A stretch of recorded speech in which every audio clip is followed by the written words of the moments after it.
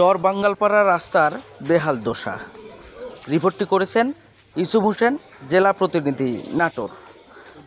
নাটোরের নলডাঙ্গা উপজেলার পিপরুল ইউনিয়নে ২ নম্বর ওয়ার্ডে চর বাঙ্গালপাড়া গ্রামের ৮০০ মিটার রাস্তা বিগত ৪০ বছর ধরে অবহেলিত। সরকার পরিবর্তন হয় কিন্তু এই রাস্তার কোনো পরিবর্তন নেই। বিভিন্ন সময় নেতারা আশ্বাস দেয় কিন্তু রাস্তার কোনো পরিবর্তন আজ পর্যন্ত হলো না। এলাকাবাসী এখন এই রাস্তা নিয়ে চরম হতাশা ভুগছে। মাটির রাস্তা হওয়ায় সামান্য বৃষ্টিতেই রাস্তাটি কাদায় ভাগাড়ে পরিণত হয়। যে কোনো ফসল আনা নেওয়া করতে কৃষকদের দ্বিগুণ খরচ হয়। এতে উৎপাদিত ফসল ঘরে তুলে আনতে খরচ বেড়ে যায়। স্কুল কলেজগামী ছাত্রছাত্রীরা ও প্রসূতি মহিলাদের সবচেয়ে বেশি দুর্ভোগ পোহাতে হয়। মাধবপুর, শ্যামনগর, বাঙ্গালপাড়া ও সূর্যবাড়ি গ্রামের ফসলগুলো এই একটি মাত্র রাস্তা দিয়ে আনা নেওয়া করা হয়। মাটির কাদা রাস্তায় চরম দুর্ভোগ পোহাতে হয়। এলাকাবাসীর দাবি, সংশ্লিষ্ট কর্মকর্তারা যেন সরজমিনে এসে পর্যবেক্ষণ করে দ্রুত পাকাকরণ করে এই রোডটি। সম্মানিত দর্শক মণ্ডলী, আজকের এই ডিজিটাল যুগে এমন রাস্তা আমরা আশা করি নাই।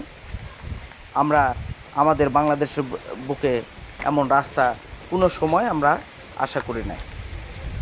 সম্মানিত ইউনো মহোদয়, সম্মানিত ডিসি মহোদয়, সম্মানিত কর্তা ব্যক্তি মহোদয় কাছে আকুল আবেদন, এই গ্রামবাসীরা যেন এই রাস্তা অতি সত্বর পাকা করা হয়। আমরা এখানকার স্থানীয় জনগণের কিছু কথা শুনি। বিগত ৩৫ বছর থেকে এই অবস্থা, রাস্তার কোনো উন্নয়ন নাই। বিগত ১৭ বছর আমলি সরকার ক্ষমতা থেকে চলে গেল, এই রাস্তার কোনো অনুদান আসে নাই। আর অনেকগুলো আবেদন করা হচ্ছে, মানে ওনারা ভুরুক্ষেপই দেয় নাই। তা আমরা এই রাস্তার জন্য দুলু ভাইয়ের কাছে আবেদন যে এই ৩৫ বছরের এই রাস্তা কাদো পানি খুঁজে সালপাল স্কুল কলেজ করতে পারে না, তা আমাদের জন্য এই রাস্তা করে দেওয়ার জন্য বিশেষ করে অনুরোধ করা হলো। ভাই, রাস্তা যে আপনারা যে গ্রামে কাদা রাস্তায় হাঁটিচ্ছেন, আপনারা কি সমস্যা হচ্ছে? আমাদের কাদা খুব, রাস্তা হাঁটতে পারি না, দীর্ঘ এই থাকে। আর বহুত আবাদ ফসল হতে এই গ্রামের কোনো উন্নত নাই এই রাস্তা। দুলু ভাইয়ের কাছে এবং ওই সরকারের কাছে আবেদন, আমার রাস্তাটা তাড়াতাড়ি করে দেন।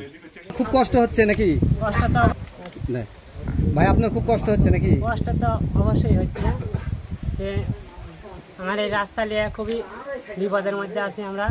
ছোটো সালপাল স্কুলে যেতে পারে না, চোরার মালামাল আমরা বহন করতে পারি না। তাই আগামী সরকারের কাছে আমাদের একটাই আবেদন যে রাস্তাটা দ্রুত তাড়াতাড়ি হয়, এটুকাই আমাদের আবেদন।